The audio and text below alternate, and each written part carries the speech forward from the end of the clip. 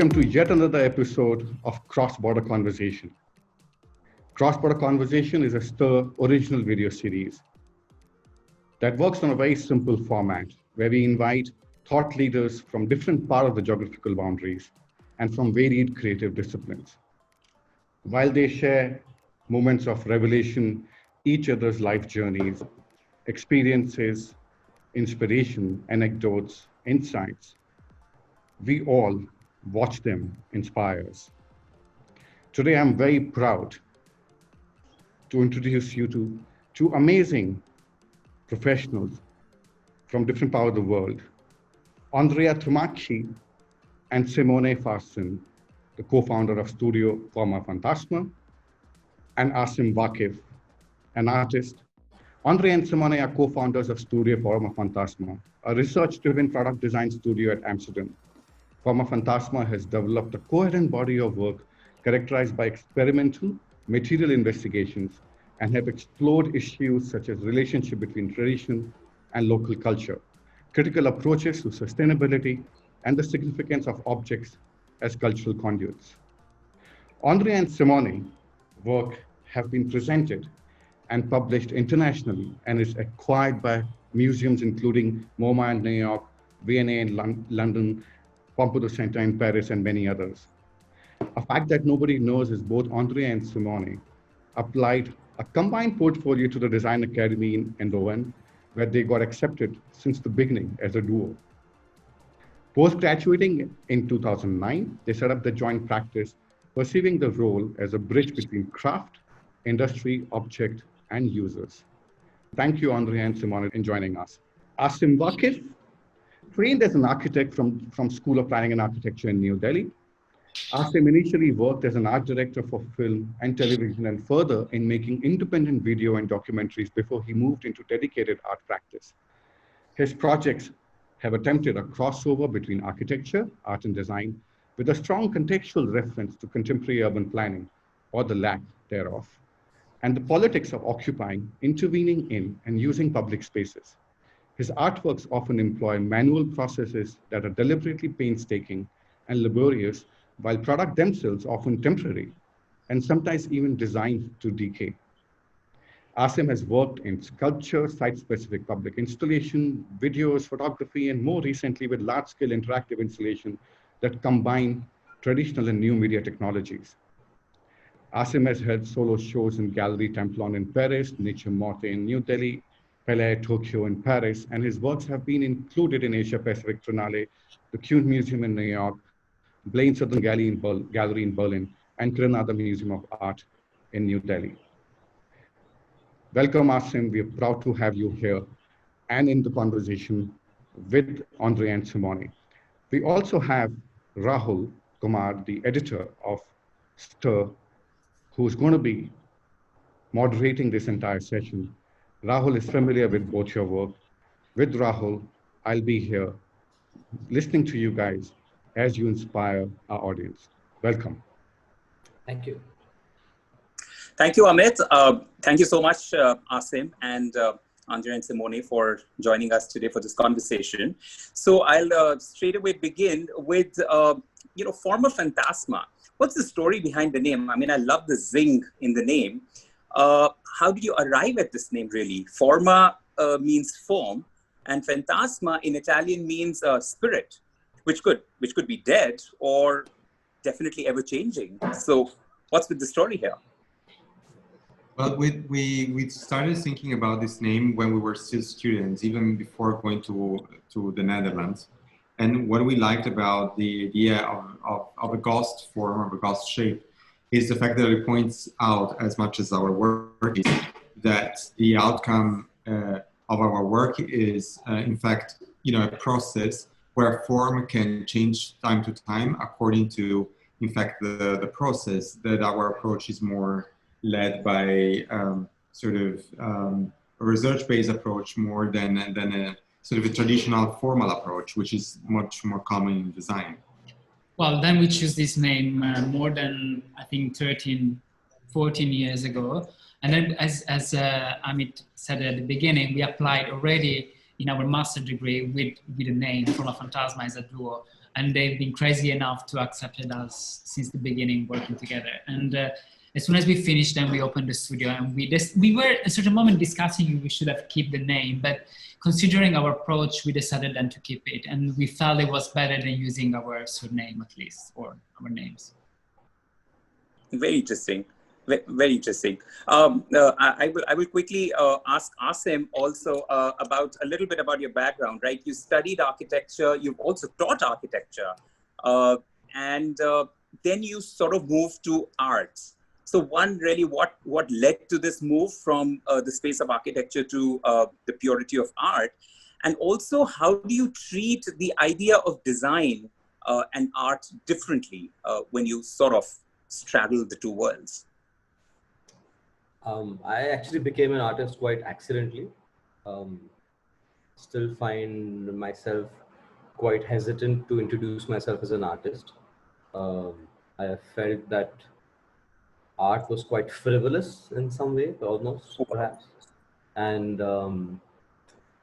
so I was, but even after I studied architecture, I was quite clear I did not want to practice architecture, because the practice of architecture in offices seemed at that time to me to be relegated to CAD environments and a controlled studio environment where the creative decision-making process would take place, while the fabrication itself was more a tender contract process of instructions which would be followed.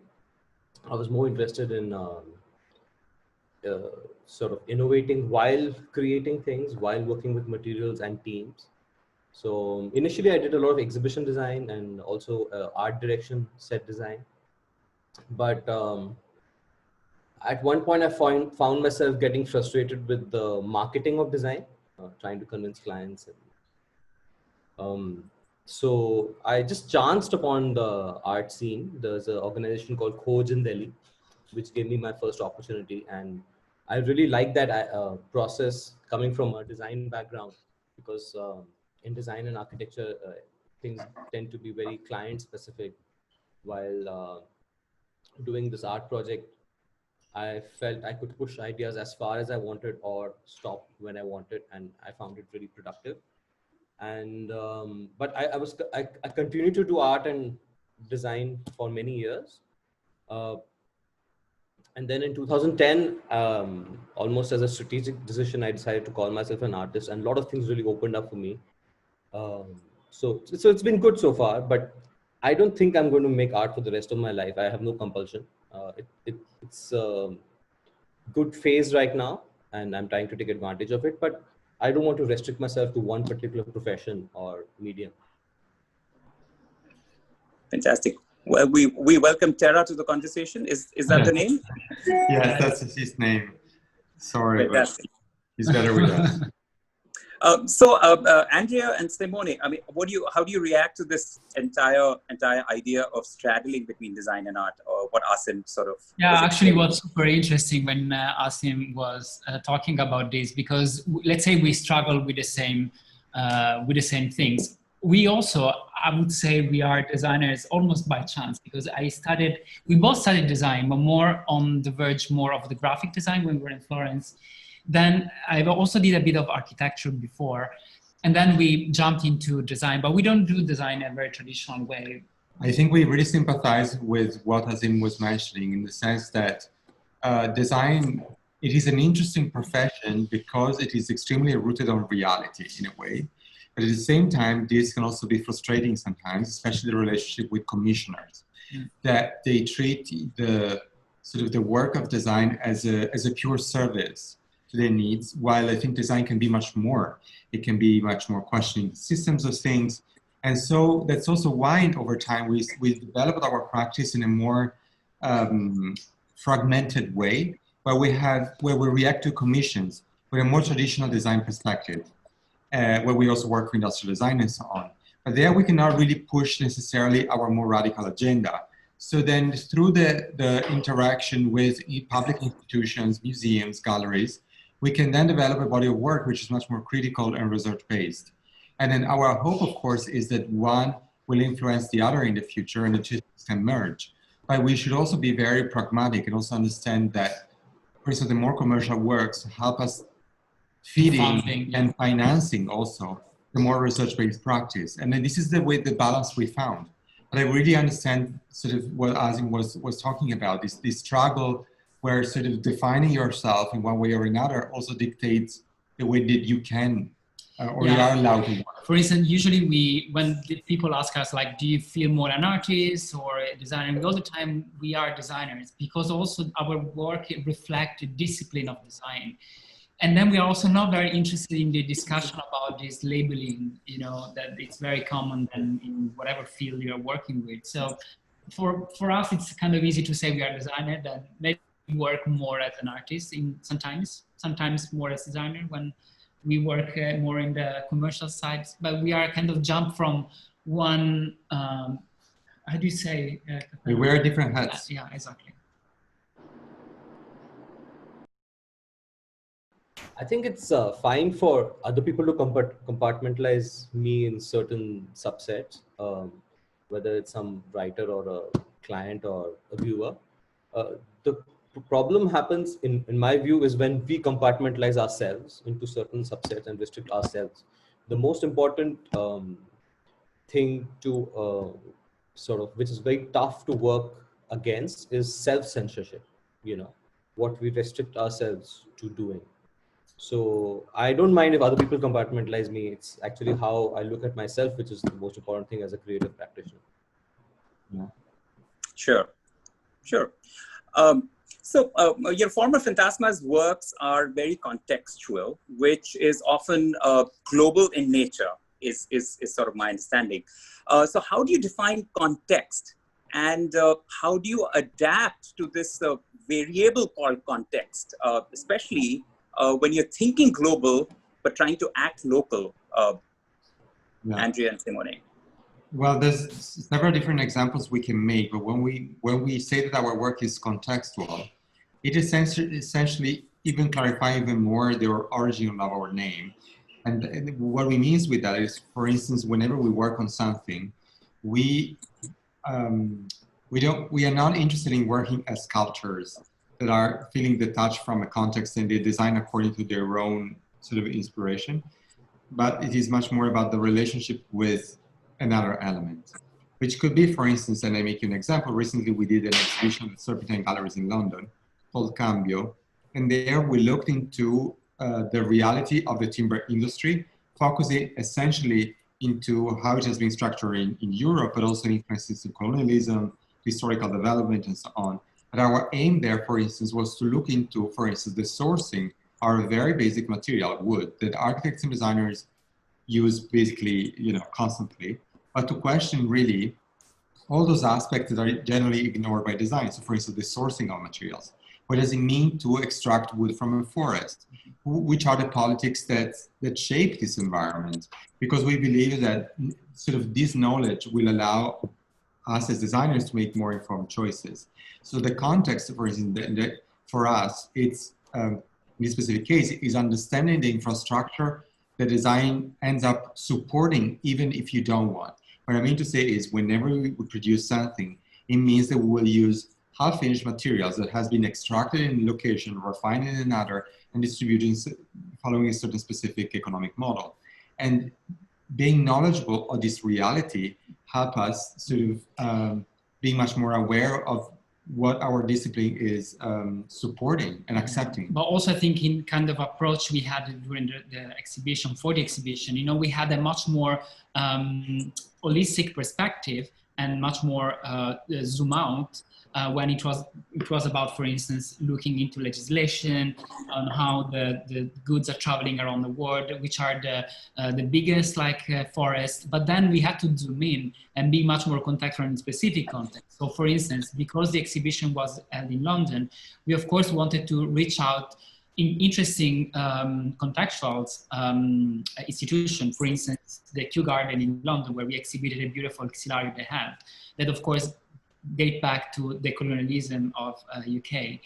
Or in other cases, for instance, we look into Amazon and the relation that the Aboriginal have with forest, and so on. So I think every time we kind of look to things very from far, we also need to be very specific and very radicalized in specific contexts. Cambio is an investigation into the timber industry and is trying to address design from a much more holistic perspective. Whenever we think about the applications of timber and trees, we all the time think of something sustainable. Nevertheless, we also should consider that whatever we do in the world has an impact. Yeah, I mean, research into the context is often where the seed of the idea sort of emerges for most of my projects. Especially because I've done a lot of projects in new places that I did not have much experience with. So I usually go with a very open-ended sort of research phase, and from that, then different things emerge. But my research is not necessarily only based on academic or statistical information. I'm also interested in anecdotal and experiential sort of things that people are going through, even emotional, sentimental aspects of associations that people have. The thing is that when you look at forestry as a source for timber, which is a very common actually interpretation, like if you look at the forestry principles in Canada, which is supposed to be quite a green and environmentally friendly country, but mostly the forestry principles have got to do with increasing the fiber content in per hectare of land, you know. But like they said, forests have got so many other things that they give us, you know. They've got to do with erosion control, it's got to do with water management, of course, flora and fauna. So when we start looking at resources as commodities to be extracted, then we get into very typecast, sort of siloed ways of looking at things, and we forget about all the other aspects. So which is a very common thing in many parts, like even in India, if you look at water supply to people, to different cities or different communities. Now, water supply is being mostly managed by irrigation engineers and administrators who have absolutely no experience, not even interest, I would say, in, for example, forestry or animal husbandry, you know, erosion control. So they're just looking at water as something that needs to be collected, stored, cleaned, and distributed, you know. And but there are so many other things linked to that. So that is a problem, I think, today with the way education system is sort of has been created, where there is too much emphasis, I think, on specialization. So people become, you know, they get PhDs and whatever, or even experience wise, they get specialist in one particular field and they're really, really good at it.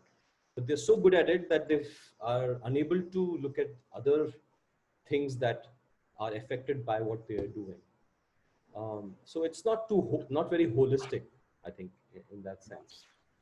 So, which is, I think, something which Formafantasma also works with. I mean, as I was looking at their work online, so in some way, I think where perhaps art, but also other fields provide a bit of a safe space, is that they can look at things from many different perspectives without having to have a specialized degree or a specialized you know, qualification for one particular thing, and then to be able to interpret that information and with the right context, be able to communicate it in a certain way to the viewers. That is quite an important, it's quite an interesting thing that is possible, I think, in the art domain. Which, you know, I mean, if you were an activist or if you were a scientist, you would only be able to provide those, the things that you are specialized in. While as an artist, you can actually circumvent all that and include all of that at the same time. This is a very, very good point. We couldn't agree more, because, you know, one of the things we experienced the most during the latest project that we did, which were really more like in-depth investigations into complex systems, one regarding e-waste, and then most recently regarding forestry, is that you really definitely see that a role that designers and artists can have is in being able to trace links and see patterns where specialization and fragmentations of knowledge is actually creating these little niches that do not communicate with one another. I also like what, as you mentioned before, about the fact that your work is not only about academic knowledge, but it's also about anecdotal things and also things that you gather on a more informal way. But I have to say that, for instance, when we do our research projects, we always look into the published material. But for instance, when you engage in a conversation even with a scientist, you get to know things that he will never publish because he has to stick to the scientific method. Sure. The scientific method, you know, it has its own limits. Yeah. And so when you engage in anecdotal conversation or more personal one-to-one conversations, you gain so much more knowledge, and you can actually create links that otherwise are basically not really out there in the world. Yeah. So yeah, just wanted to say we totally agree with you. And also your, you know, the thought around human-centered versus planet-centered approach. Is that what you say? No, Formafantasma, yeah. Yeah, well, let's say that we are looking into this more and more, but it's more reflections on the idea of ecology, that if you really think about the idea of ecology, inevitably, it takes with it also the consideration that, you know, we live on the planet because of other species, and the well-being of these species or the environment is our own well-being. So this interconnection is clear and it's out there. But if we believe in this, also we need to rethink about design as not only a human-centered discipline, because that's what we have been focusing for a lot of years. It was only about the needs of humans, which is still very relevant for design. But then in the moment you design, you need to put in at the center of the conversation, not only the needs of humans, but the needs of also other creatures that we share the planet with. And so if you do that, then other set of questions and answers arises. So that, for instance, the idea of efficiency or technological innovation, for instance, would be very different. In this moment, for instance, technological innovation, it is about, for instance, producing an object that is extremely thin and very friendly for humans. But to produce something like this, it also means that we glue all the pieces together. We cannot reopen it. We cannot repair it. We cannot recycle it properly, and to the disadvantage of the environment.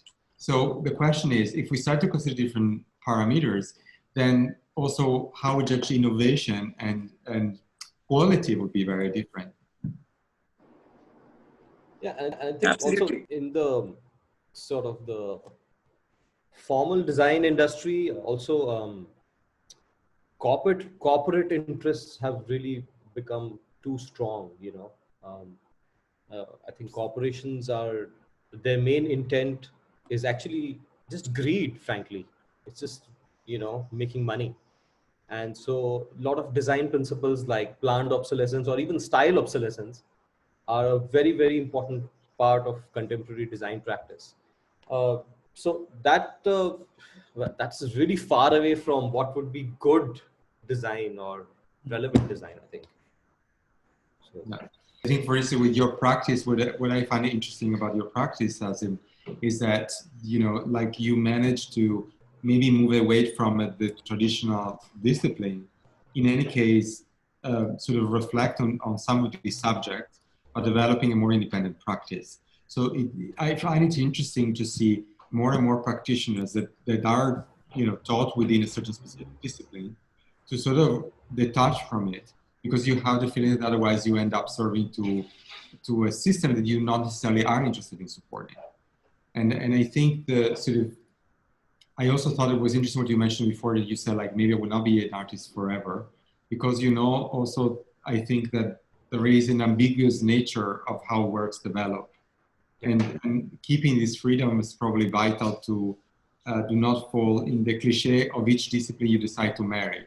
You know, design has certain cliches, art has other cliches, and so on. Asim, you know, some of your works that I'm very familiar with, you use a lot of waste or at least repurposed material.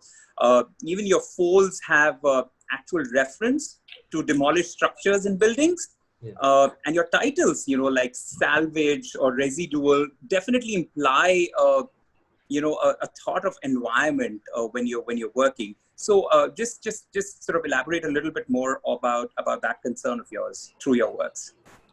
Well, actually, I mean, this use and throw culture that we are living in is quite a new invention.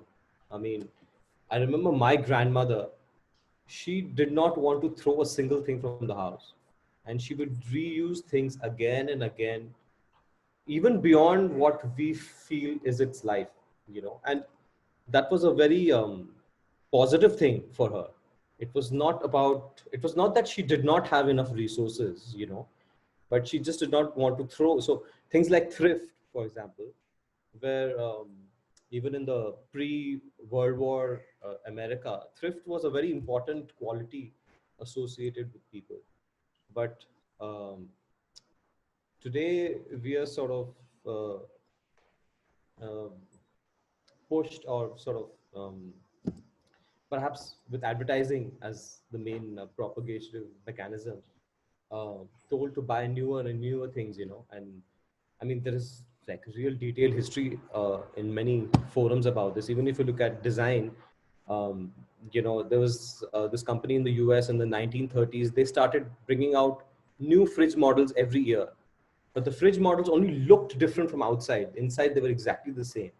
But because there were newer and newer models coming out, and the way they were propagated, people were pushed into buying the newer model as compared to the older one and replacing things. So I think we artificially reducing the life of things, um, um, not only by making things that fail, but even making things that are difficult to repair, like Andres is saying. So, and I am quite invested in actually extending the life of things. Even I would say it's my perverse intention to take things that have been thrown away and reconfigured in such a way that they become so desirable that people want to put them in their living rooms or climate controlled art collections. Um, so, um, so yeah, so that's a process I've followed in many projects.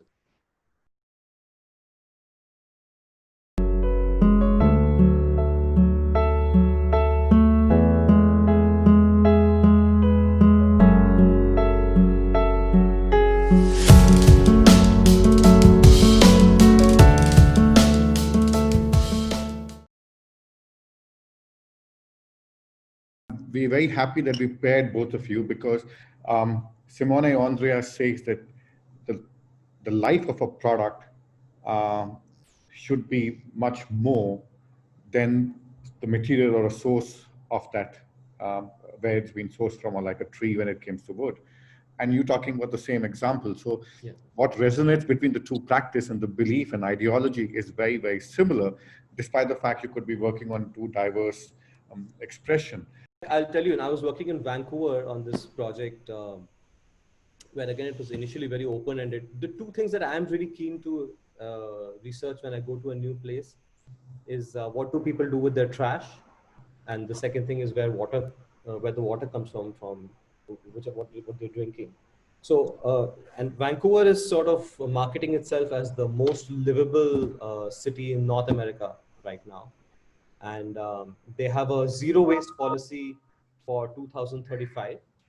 Um, but their zero waste policy actually is made in such a way that the municipality is taking lesser and lesser trash from the city, so that they have to report that they're creating less trash, and more is going into privatized waste management sort of companies. And these waste management companies, actually, it's amazing. I mean, I was amazed. So for example, if the price of petrol really shoots up, then they bother recycling plastic. But if the price of petrol goes down, they just burn it, and they don't have to report it to anybody. So if you look at so I was also looking at redevelopment in Vancouver. Vancouver is getting redeveloped like crazy. I mean, all the old houses are being demolished, and smaller lots are being combined into larger plots to make large commercial and housing complexes. And all the old houses are made from old growth timber, which is very well seasoned. And it's also a irreplaceable resource, I feel, at least, because now wherever there is old growth timber, those forests are completely protected. So there's no way we can get our hands on really good cedar or redwood from North American, the big trees. So all these old houses made in, some made in early 1900s, some 1930s, 1940s, 1950s, have very, very well seasoned, very good wood. And what they are doing is that they're breaking these houses down, and then they shred the wood and burn it, and they call it waste to energy conversion, as though they're doing something really good. So this is actually burning all this really amazing timber, and instead they're using all these composite materials with a lot of resins and glues and plastics to make the newer buildings. So when the time comes to actually break down the new buildings, there will be very little recyclable material that can be actually, or reusable material that can be sort of harnessed from these buildings. While the current buildings which are being demolished have almost completely reusable material, but the regulation and pressures are such that it's just simpler to burn it down and give it a nice name. So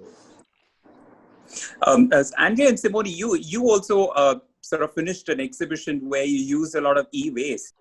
Or a stream. post-stream, yeah. Forestry. Yes, it was a work that we developed a few years ago for the National Gallery of Victoria in Melbourne. And actually, so it was a commission, but commission was very open-ended. But I think what was interesting is that we looked into the economy of Australia and we realized that it was still largely much based on the extraction of minerals from the underground. So that was the initial starting point. We thought like, okay, let's look into the extractions of minerals and specifically metals. And then in the process of research, at one point we abandoned the specific focus on Australia because we focused not on the extraction from the underground, but actually the recycling of metals from above ground, so from urban mining. But then we looked into electronic waste because, of course, our work as designers is extremely shaped by electronics. And what we thought was paradoxical and very problematic is that the world electronic industry is based on, between other things, the extractions of rare earths and metals from, decent, like from either Africa or other regions of the East and even India to produce these electronics. But then, because they are so extremely complex to recycle, until the end of the 90s, basically, a lot of this trash, what was considered trash, was shipped abroad back in a way to the same countries and dumped open air, often and illegally recycled. Thank God, a lot of things happened, and now the fluxes are less. They're still shipping illegal shipments from European Union, but also from the US towards developing countries. But we thought that clearly here, for instance, there is a huge design problem because if things would be designed to be more accessible and repairable also, first of all, it would not make sense to ship electronic waste to another country to be recycled. You could also argue that maybe the TV that now is in the dump, whatever, in Africa, in Europe, or whatever it is now, it was a much more green product than the one we are producing right now. Because in any case, they had a span life of 30 years. I mean, till 10 years ago, you would keep a television for at least 20 years time. Now, television have like 2 years span time, and then you need to change it. The same goes for the phone, etc. And then come back to the idea of repairability and planned obsolescence that you, Asim, also you were mentioning at the beginning of the conversation, and also before with the houses in Canada. There is planned obsolescence there too. Houses now, they are lasting for 20 years time, no more than that, and if you think about, building that we have, like you in India or us in Europe, they are still there since probably 2000 years. You can really understand how we are working with a completely crazy idea of production, production and obsolescence. I also would like to add that during the process of looking into the electronic waste, we also have been really establishing conversation with a lot of different recyclers from a lot of different countries. And what is somehow interesting is that if you look into really the sort of the problems at the roots of the recycling of electronics, they are also very simple things to improve. simply, there's not enough design thinking on that level. I give you, for instance, a very simple example.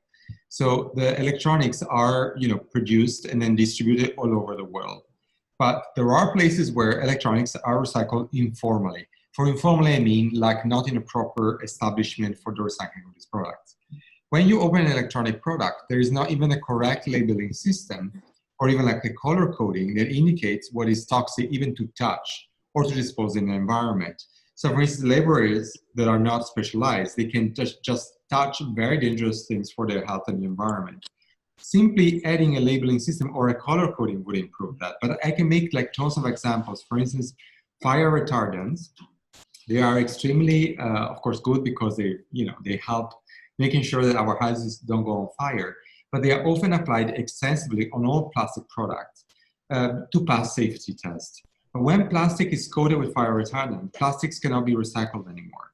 So with a more correct regulation of where fire retardant would go, we would have a much more recycling of plastics. So, but these are things that we learned because we started speaking with producers, we were speaking with recyclers, and you see there is this missing links between all these parts. And design, we believe, can play a role in this area. The problem is that until now, design has always been considered, and is often considered, a tool for the aesthetic formalizing of an object. So even as when we are commissioned something, we are often commissioned to say, okay, you sketch the drawing of a chair, can you design a lamp, you design an object, but it's never about asking us an engagement to actually improve a production process, to improve a system of distribution. So, this is what we hope will change in the future, and we hope in our career, these researches we conduct more independently. At one point, it will also be commissioned by companies and so on, so to internalize this research to a specific context. Instead, now they are supported by museum institutions. That's an important point, Andrea and Simone, where I was also reading about you where you say the important 90% of your of the idea which you generate has gone into researching on the idea first. At the same time, the importance you put to production rather than the end product. And Asim, how does that resonate with your practice, where the concentration on production and the process of production, and at the same time, the life of the product which needs to be used throughout its tenure, has or informs your final end result as a product? I'm actually, I rarely care about the end product when I start working on a project. I think there is perhaps it's got to do with the way design education is, or art, or even architecture education. I think there's too much emphasis on the end product. What will the end product look like? So when I was studying architecture, for example, as soon as we were given what was called a design problem in terms of a project to work on, we were immediately trying to hone in on the final solution and what will it look like. And, but actually that's not so important, I think, at least for me, it's not important. For me, what is important is actually the process of making something. Now, if in the process of making something, what I have really become keen on personally is to try and decentralize the creative decision-making process. I think there is right now too much power given to designers and architects and artists to sort of come out with almost these proclamations of how things are right, or what is the right way of doing things. And then the fabricator merely follows those instructions, and the user uses it to the best of whatever is produced. While if you look at a lot of vernacular creative practice, quite often the producer, the user, the designer were really closely linked to each other. Somebody was producing something that one person, the other person was using, and that person was making something which the first person was using. And they had a much better understanding of what the environmental or even socio-cultural impact of what they were doing was creating. Right now, the worker merely goes and presses a button. He's not concerned about what is being made. He has no association, no pride in what is being built. He's just earning a living by doing these monotonous sort of tasks. And even if he has a any creative input to give, he does not have the opportunity to get that into practice. So for me, as a creative practitioner, especially when working with large teams and large projects, what I try to do is, of course, I am the sort of the choreographer of the entire project, where there is a particular theme or particular idea based on some research that I am trying to push the team towards. But what I try to do is I try to create a team with the required skill set, with the relevant resources, and then get people to start working under certain conditions that I put on them in terms of the process. So for me, it's more about designing the process of making something, creating controls, and letting that process generate the form or the product by itself. A lot of times in my projects, people with different skill sets, like first I was working with cane workers and basket makers and electronics engineers. Now the electronics engineers got really keen to work with basket work, make baskets. So then they started learning basket making. The basket makers were interested in how the wiring was happening, and so we started using wires in the baskets, you know. So it's sort of it's about cross training, breaking down the boundaries actually between which people put on themselves to a large extent. So for me, in a successful sort of a process, it's actually about creating a really conducive environment for collaboration with the right resources, the right team, and controlling it only in a nuanced sort of a manner, not getting into the details, letting people decide their own details, you know. But it takes a lot of time for the team to reach that place where they can trust each other, where they feel comfortable criticizing each other without fear of offense, you know. There is a hierarchy, but the hierarchies keep changing as the project develops. So that's what I've been working on. Yeah. So that's absolutely fascinating. I do want to ask about, the idea of collaboration, when it comes to Formafantasma, especially when you work with other agencies and honestly amongst yourselves. But just before that, Asim, very quickly, could you also, talk about Bamsara Bamsai, the massive Bamsera project Bamsi. you're doing, Bamsara Bamsi, which you're working on currently in Sylhet in Bangladesh. It's a 20-year-long project, and you're about 5 years into it. So if you can very briefly talk about that. I was interested in a more sort of a long-term, or I don't know, more in-depth association with the material and sort of working with the material. So I was thinking of a plantation of bamboo, and I was fortunate that the Samdani Art Foundation supported me in this project. So what we did was, so the land that they have, it's sort of meant for a sculpture park, which is going to open next year, I believe, COVID dependent. So it's actually sort of, the land is paddy fields, and paddy fields are sort of designed to flood from one level to another, to another, to another. And although bamboo likes being close to water, it doesn't like flooding. It doesn't, the root should all, I mean, the shoot, where the shoot starts, should always be above water.